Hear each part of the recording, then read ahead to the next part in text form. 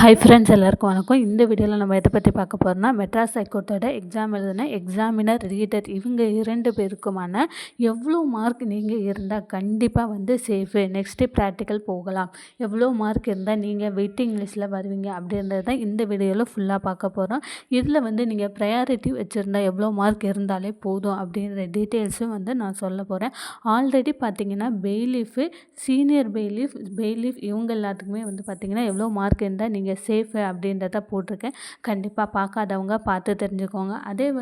அதே போல் பார்த்தீங்கன்னா officers, மசால்ச்சி, watchman இவங்க எல்லாருக்குமே கட் ஆஃப் மார்க் எவ்வளோ இருந்தால் கண்டிப்பாக நெக்ஸ்ட்டு ப்ராக்டிக்கல் போகலாம் அப்படின்றதையும் நம்ம வீடியோ போட்டிருக்கோம். கண்டிப்பாக பார்த்து தெரிஞ்சுக்கோங்க. இதில் பார்த்தீங்கன்னா எக்ஸாமினர், ரீடர் இவங்க 2 பேருக்குமே இவங்க 2 பேருக்கும் எவ்வளோ மார்க் நீங்கள் இருந்திருந்தால் சேஃபாக இருக்கலாம், கண்டிப்பாக இன்டர்வியூ நெக்ஸ்ட்டு போகலாம், எவ்வளோ மார்க் கம்மியாக இருந்தால் இல்லை ப்ரையாரிட்டி இருக்குது அப்படின்ற பட்சத்தில் நம்ம இன்டர்வியூக்கு போகலாம், இல்லை குறைவான மார்க் எடுத்தவங்க கண்டிப்பாக வெயிட்டிங் லிஸ்ட்டில் வர்றதுக்கான வாய்ப்புகள் இருக்குதா அப்படின்றது தான் நம்ம பார்க்க போகிறோம்.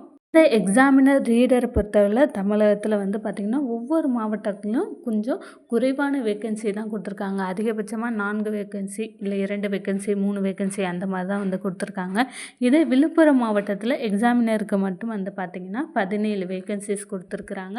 மற்றபடி பார்த்திங்கன்னா 4 வேக்கன்சி, 5 வேக்கன்சி, 2 வேக்கன்சி அந்த மாதிரி தான் கொடுத்துருக்காங்க.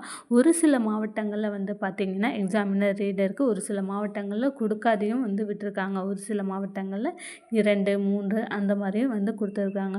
ஸோ இந்த எக்ஸாம் எழுதின எல்லாருக்கும் நீங்கள் எவ்வளோ மார்க் இருந்திருந்தாலே போதும், நெக்ஸ்ட்டு நம்ம இன்டர்வியூவுக்கு போகலாம் அப்படின்றது தான் பார்க்க போகிறோம்.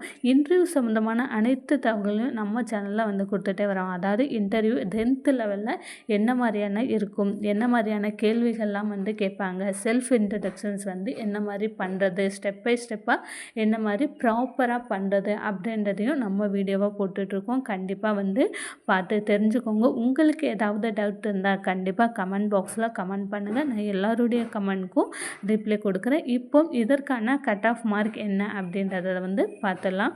இதில் பார்த்திங்கன்னா ஃபஸ்ட்டு எக்ஸாமினர் பொறுத்தவரையில் நான் சொல்கிறேன், விழுப்புரம் மாவட்டத்தில் மிக அதிகமான வேக்கன்சியாக 17 வேக்கன்சி கொடுத்துருக்காங்க. மற்ற எல்லா மாவட்டங்கள்லேயும் பார்த்திங்கன்னா கம்மியான வேக்கன்சிஸ் தான் கொடுத்துருக்காங்க. அதாவது 2, 3, 4 இந்த மாதிரி தான் கொடுத்துருக்காங்க. இதில் பார்த்திங்கன்னா நிறைய பேர் எக்ஸாம் எழுதியிருக்காங்க. இதில் நீங்கள் ஒரு 150 இல்லை 150க்கு மேலே நான் கொஸ்டின் போட்டிருக்கேன், 150 கொஸ்டின்ஸ் எனக்கு கரெக்டு அப்படின்னு நினைக்கிறாங்க, கன்ஃபார்ம் 100% சேஃபு, நீங்கள் நெக்ஸ்ட்டு ப்ராக்டிக்கல் போகலாம். அதாவது 150 கொஸ்டின், 150 மார்க் எனக்கு தாராளம் வரும், 150 மார்க் வருது அப்படின்னு நினைக்கிறவங்க கன்ஃபார்மாக நம்ம நெக்ஸ்ட்டு ப்ராக்டிக்கல் போகலாம். இதே நீங்கள் 140 to 150 நீங்கள் எடுத்திருக்கீங்க அப்படின்னாலுமே கன்ஃபார்மாக போகிறதுக்கான சான்ஸ் இருக்குது. பார்த்திங்கன்னா 150க்கு மேலே அவங்க எடுக்க மாட்டாங்க. 140 இல்லை 145 அந்த மாதிரியே நம்ம இன்டர்வியூக்கு கூப்பிட்றதுக்கான சான்ஸ் இருக்குது. இதே நீங்கள் ப்ரையாரிட்டி வச்சுருக்கீங்க, நான் அதாவது எக்ஸாம்பிள் பிஎஸ்டிஎம், அதுக்கப்புறம் முதல் தலைமுறை பட்டதாரி, intercaste marriage, PWD candidate, widow, disability persons இந்த மாதிரி ஏதாவது ஒரு ப்ரையாரிட்டி நான் வச்சுருக்கேன் அப்படின்ற பட்சத்தில் நீங்கள் ஒரு 135 to 145 நீங்கள் எடுத்திருந்தாலே தாராளமாக கன்ஃபார்மாக நம்ம நெக்ஸ்ட்டு இன்டர்வியூக்கு போகிறதுக்கான சான்ஸ் இருக்குது. அதாவது நீங்கள் ஏதாவது ப்ரையாரிட்டி வச்சுருக்க போது, இல்லைன்னு கொஞ்சம் கஷ்டம். அதாவது ப்ரையாரிட்டி வச்சுருக்கிறவங்க கன்ஃபார்மாக நீங்கள் ரெடி பண்ணி வச்சுக்கோங்க. அதாவது உங்களுக்கு தேவையான ஆவணங்கள் அனைத்துமே நீங்கள் ரெடி பண்ணி வச்சுக்கோங்க. மேபி இன்டர்வியூலையும் உங்களோட சர்டிஃபிகேட் வெரிஃபிகேஷன் பண்ணுறதுக்கு சான்ஸ் இருக்குது.